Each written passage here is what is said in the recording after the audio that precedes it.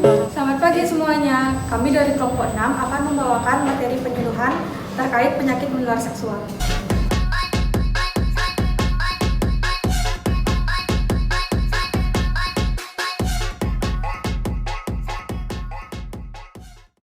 Suatu hari, berita menggambarkan kasus penyakit menular seksual meningkat di kalangan remaja.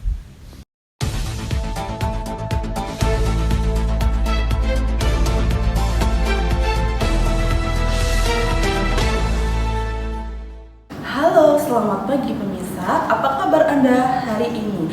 Kembali lagi bersama saya Sinta, melaporkan langsung dari Bali yang akan menemani Anda selama 30 menit ke depan. Sejumlah informasi aktual tajam terpercaya telah kami siapkan untuk Anda. Dikabarkan kasus penyakit menular seksual kini semakin meningkat di daerah kota Bali yang menyerang banyak anak muda terutama di kalangan pelajar. Dan kini petugas kesehatan sangat gencar melakukan sosialisasi tentang penyakit menular seksual.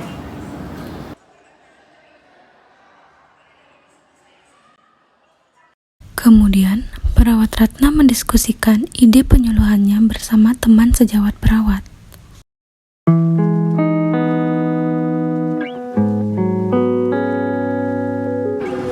Kalian tahu nggak? Kenapa? Nih, aku tadi tuh nonton berita, tahu berita penting. Mau lihat nggak? Mau.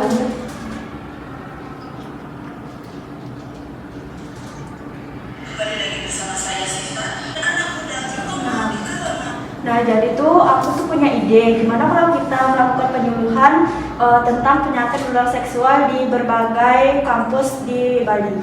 Apa kalian setuju? Boleh, setuju. Yuk.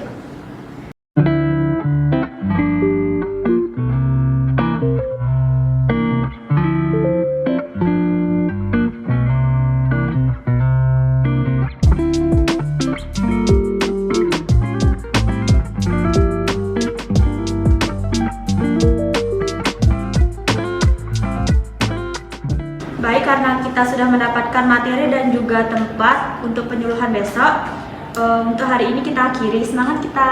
Semangat. Dah.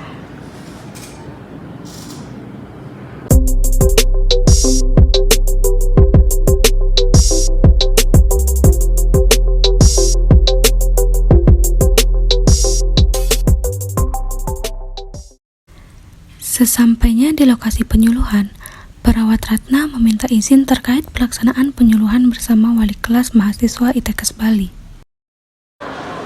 Permisi Bu, Om Swastiastu. Silakan duduk. Baik, kedatangan saya hari ini, saya perwakilan dari Rumah Sakit Sangayu ingin meminta izin kepada Ibu untuk melakukan penyuluhan ke beberapa mahasiswa tentang penyakit menular seksual. Apakah Ibu bersedia? Baik Bu, mari kita bicarakan berita acaranya.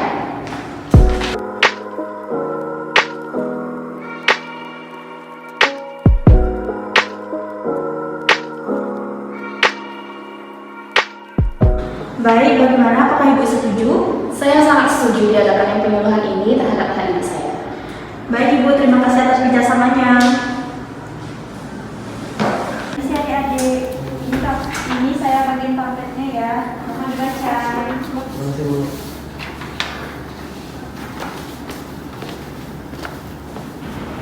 Halo, selamat pagi semuanya.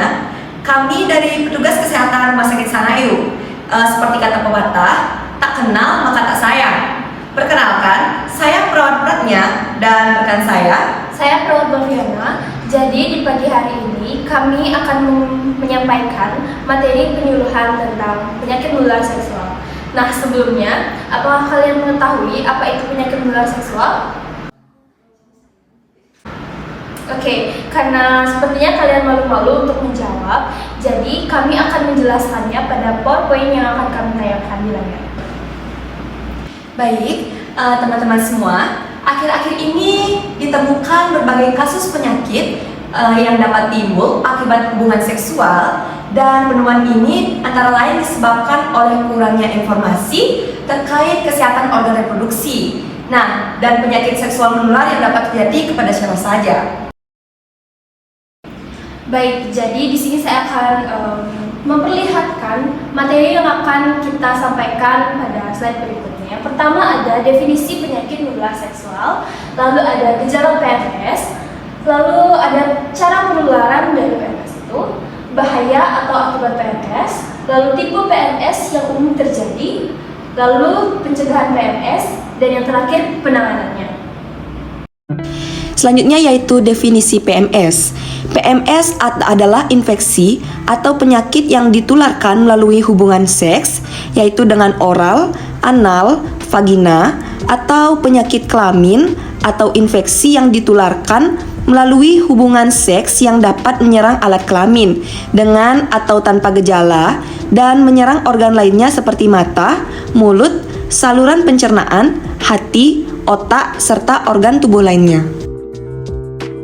Selanjutnya yaitu gejala yang ditimbulkan, yaitu yang pertama yaitu keluar cairan atau keputihan yang tidak normal dari area kemaluan. Yang kedua yaitu rasa panas, seperti terbakar atau sakit selama atau setelah kencing. Yang ketiga yaitu luka terbuka atau luka basah di sekitar alat kelamin atau mulut. Yang keempat yaitu tonjolan kecil-kecil atau papules di sekitar area kemaluan. Yang kelima, yaitu perubahan pada kulit di sekitar kemaluan dan anus gatal atau iritasi. Yang keenam, pembengkakan kelenjar getah bening di selangkangan. Yang ketujuh, yaitu nyeri seks dan bercak darah setelah hubungan seksual. Dan yang kedelapan, yaitu kemerahan di sekitar alat kelamin. Selanjutnya yaitu cara penularan. Penularan PMS pada umumnya adalah melalui hubungan seksual yaitu sekitar 95%, sedangkan cara lainnya yaitu melalui transfusi darah, jarum suntik, plasenta, atau dari ibu kepada anak yang dikandungnya. Baik, selanjutnya saya akan menjelaskan tentang pencegahan PMS. Yang pertama, apabila belum menikah, maka tidak melakukan hubungan seksual. Lalu, apabila sudah menikah, maka saling setia dengan pasangan. Selanjutnya, hindari hubungan seksual yang tidak aman atau beresiko. Lalu, menggunakan alat pelindung dalam melakukan hubungan seksual untuk mencegah penularan. Dan yang terakhir, menjaga kebersihan alat genitalia. Selanjutnya yaitu penanganan bagi yang terkena PMS. Yang pertama, segera periksakan ke dokter atau petugas kesehatan. Yang kedua, jangan malu menyampaikan keluhan kepada dokter atau tenaga kesehatan.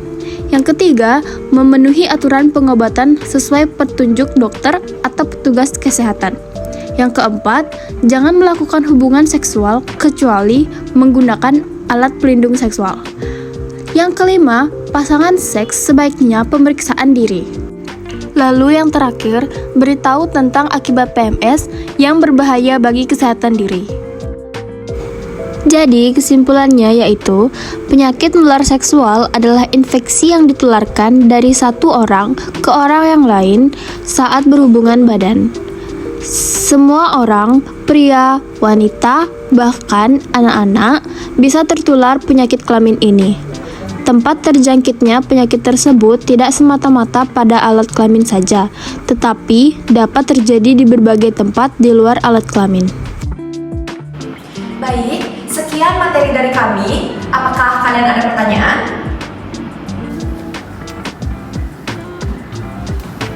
Perkenalkan, nama saya Nikarana Ibrahim Dewi. Di sini saya ingin bertanya, dari materi yang sudah dijelaskan, apakah ada faktor yang bisa meningkatkan risiko kita sebagai mahasiswa atau masyarakat, khususnya pada remaja yang terkena penyakit menular seksual? Saya ingin bertanya juga. Sebelumnya, perkenalkan saya Niputurate Ardio Daningsih. Saya ingin bertanya, tadi pada slide gejala ada disebutkan keluar cairan atau keputihan yang tidak normal dari area kemaluan. Lalu keputihan tidak normal itu seperti apa? Saya ingin bertanya, sebelumnya perkenalkan nama saya Julian Harun. Ingin bertanya, mengapa remaja menjadi kelompok yang rentan terhadap penyakit menular seksual? Baik, terima kasih atas pertanyaannya. Saya akan menjawab pertanyaan dari Tahayu. Ada beberapa faktor yang bisa meningkatkan risiko terkena penyakit menular seksual, yakni seperti yang pertama, mengganti-ganti pasangan seksual, lalu kontak seksual tanpa menggunakan alat pelindung, lalu pemaksaan kontak seksual, lalu tidak mendapatkan vaksin yaitu HPV dan hepatitis. Dan yang terakhir adalah menggunakan penggunaan alkohol atau nafsa yang dapat meningkatkan perilaku seksual yang beresiko. Saya akan menjawab pertanyaan dari hati. Gejalanya yaitu jumlah keputihan yang keluar lebih banyak, warnanya yang berbeda dari biasanya, yaitu misalnya kekuningan, hijau, coklat atau keabu-abuan, berbau tidak sedap dan disertai dengan gejala lain seperti gatal dan iritasi pada vagina. Baik, saya akan menjawab pertanyaan dari Lian. Masa remaja memang masa yang rentan dengan penyakit infeksi menular seksual.